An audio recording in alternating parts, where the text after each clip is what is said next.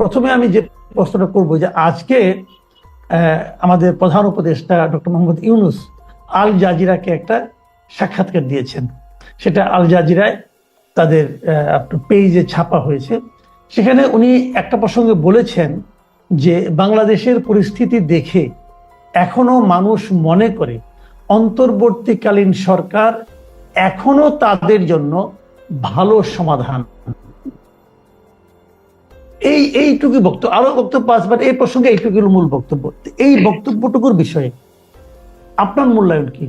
আসলেই কি মনে করে, নাকি উনি মনে করেন, অথবা বাংলাদেশের মানুষ যে মনে করে এটা উনি কি করে বুঝলেন, অথবা আপনি কি বুঝছেন? ধন্যবাদ আপনাকে মাসুদ ভাই, আপনার এই চ্যানেলে আমাকে আমন্ত্রণ করার জন্য। শুনেন, আপনি যদি একটা গদের কথা বলেন, ট্রেডিশনাল কথা বলেন, তাহলে আমরা অতীতে কি শুনছি? যখন যিনি ক্ষমতায় থাকেন, যে জনগণ তাদেরকে বারবার ভোট দিয়ে নির্বাচন করে, অর্থাৎ যে যখন ক্ষমতায় থাকেন সে তখন যোগ্য ব্যক্তি। এখন আমি কোন সরকারের কাছ থেকে পর্যন্ত শুনি নাই যে তিনি অযোগ্য। এবং অতীতে ভোটগুলা কোন প্রক্রিয়া হয়েছে আমরা সেটা জানি, তারপরেও কিন্তু সেটা জনগণ ভোট দিচ্ছে। আর জনগণ একটা ভেগ টার্ম সবাই ব্যবহার করে।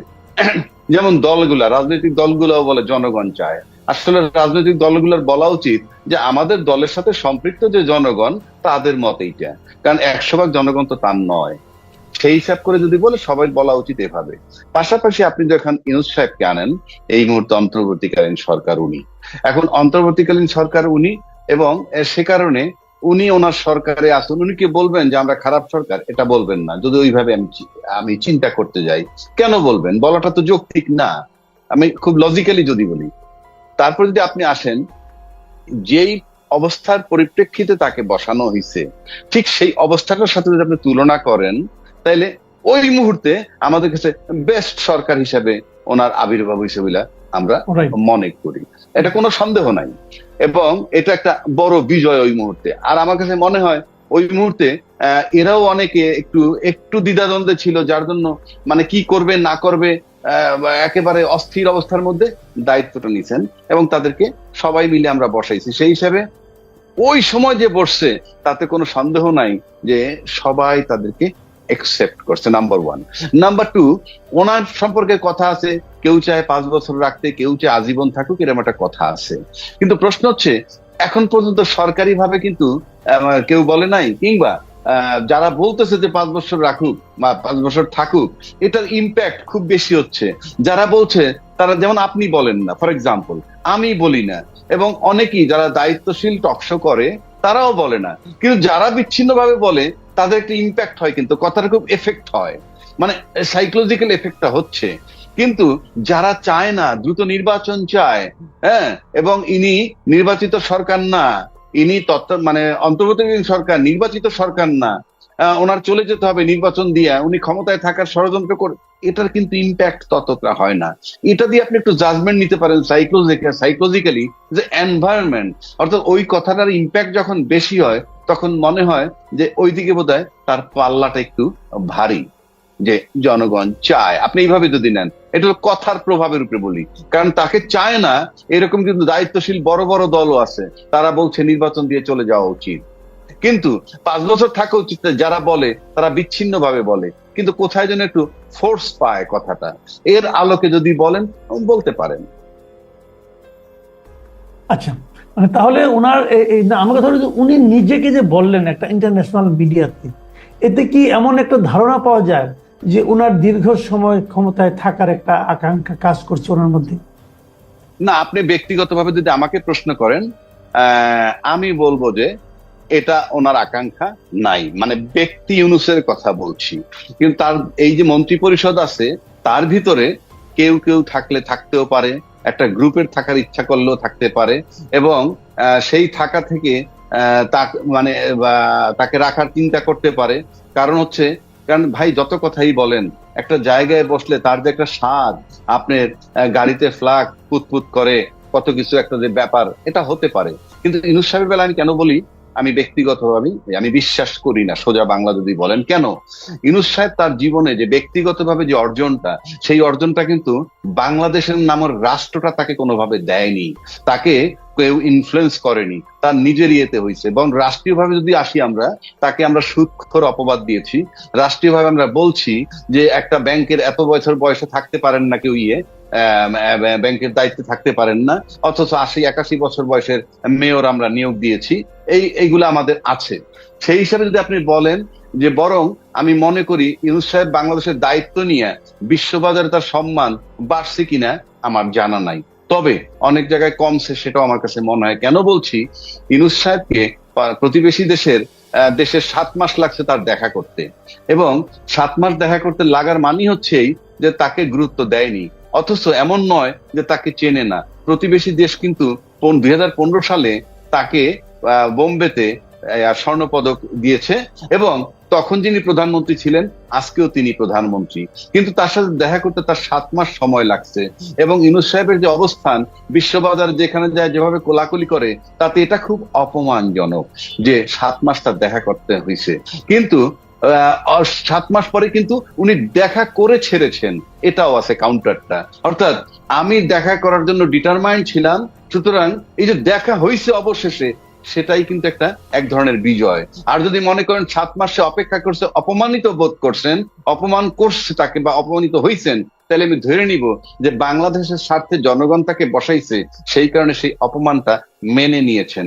এবং সেই অপমান সে কতটুকু ছাড় দিবেন, সেটার জন্য আমার কাছে মনে হয় উনি জুন ২০২৬ পর্যন্ত সর্বোচ্চ টাইম নিছেন, যে এই দেশের স্বার্থে আমি কাজ করতে আসছি, আমাকে জনগণ নিয়োগ দিছে, সেটার জন্য জুন পর্যন্ত আমি থাকলে ওই পর্যন্ত আমার মান যতখানি যায় অতখানি আমি ছাড় দিব, কিন্তু এরপরে আমি আর মান ছাড় দিব না।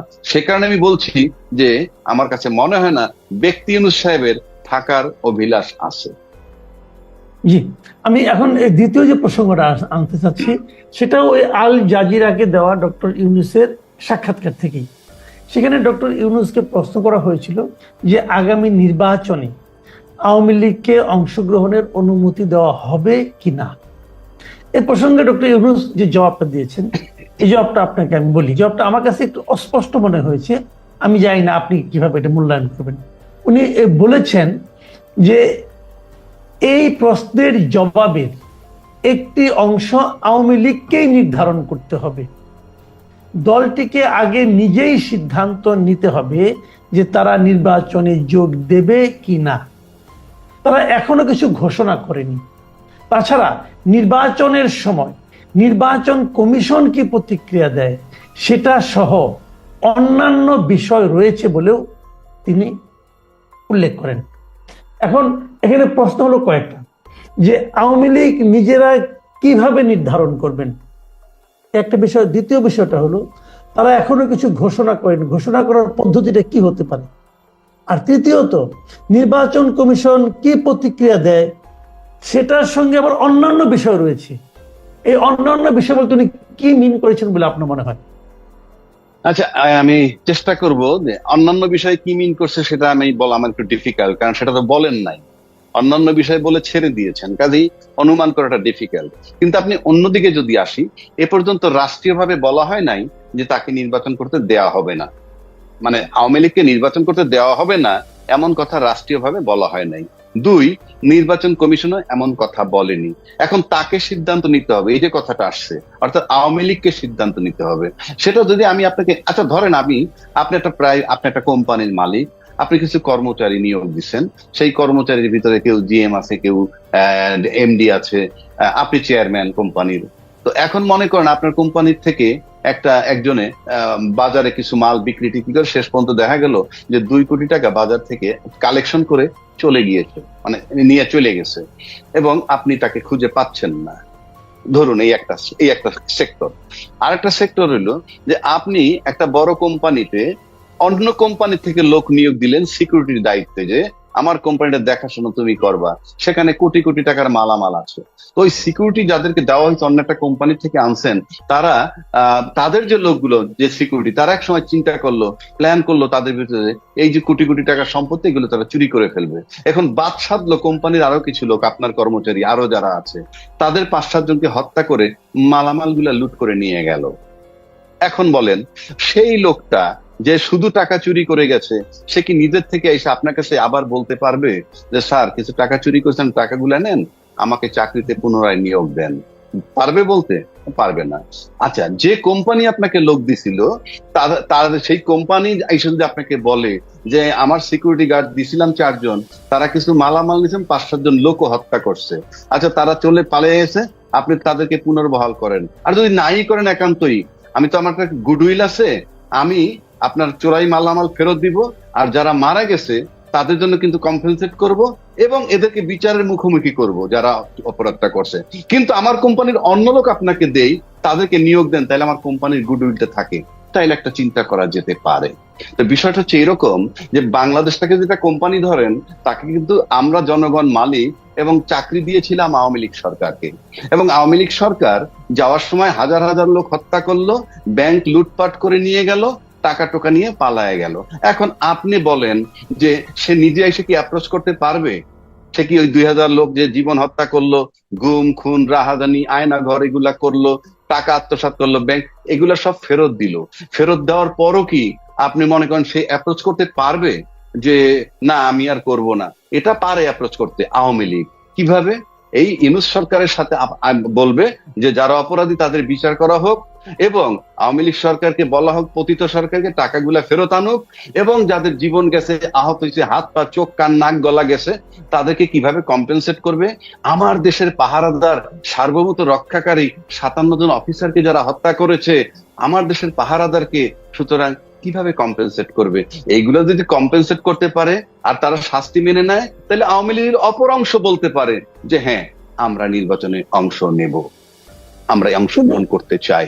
এখানে একটা কথা, সব ঠিক আছে, আপনি চমৎকার উদাহরণ দিয়ে আমাদেরকে বোঝালেন, কিন্তু আমার এখানে একটা কথা, সেই জিনিসটা হলো যারা অপরাধ করেছে তাদের শাস্তির কথা বললেন, কিন্তু যারা অপরাধ করেনি তারাও তো আওয়ামী লীগ করে। তারা যদি মনে করে যে আমরা তো অপরাধ করিনি, তাহলে আমাদের দোষটা কি? অপরাধটা করেছে আওয়ামী লীগের ব্যানারে থাকা সরকার, পুরো আওয়ামী লীগের জন্য। আওয়ামী লীগকে তো এদের আপনি নির্বাচন থেকে বঞ্চিত রাখতে পারেন না। যদি এমন প্রস্তাব, এমন প্রশ্ন কেউ করে, তাহলে সেটা কি নৈতিকতার বিচারে টিকবে না?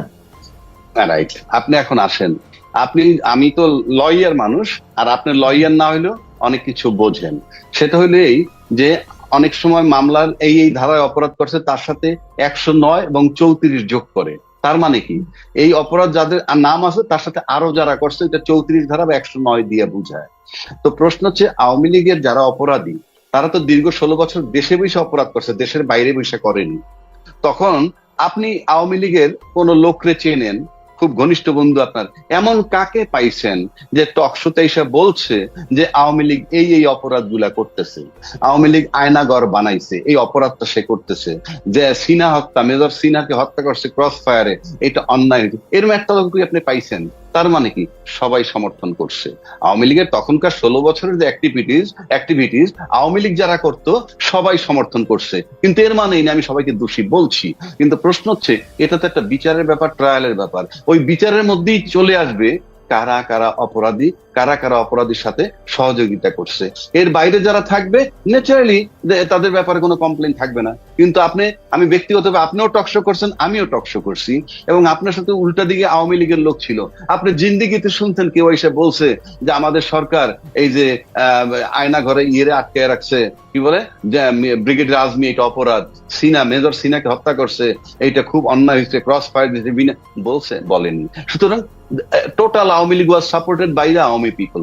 সুতরাং আপনি ইন জেনারেল বলতে পারবেন না কারা নির্দোষ কারা দোষী নয়। It's a question of judgement. তো ওই হিসাব করতে গেলে আপনাকে জাজমেন্ট পর্যন্ত অপেক্ষা করতে হবে। যারা অপরাধী হবে, কনভিক্টেড হবে, তারা বাদে বাকিরা নির্দোষ। Very simple.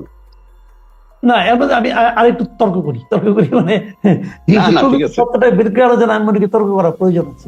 অবশ্যই আপনি যদি এটাকে কুতর্ক বলেন, তাও কুতর্কই ধরে নেন, তাও করি। রাইট। যেমন ধরেন অনেক আওয়ামী লীগ, আপনি দেখবেন আওয়ামী লীগ আমলে আওয়ামী লীগারদের হাতে কিন্তু আওয়ামী লীগাররা নির্যাতিত হয়েছে অনেক জায়গায়। আমি অনেক লোককে হয়তো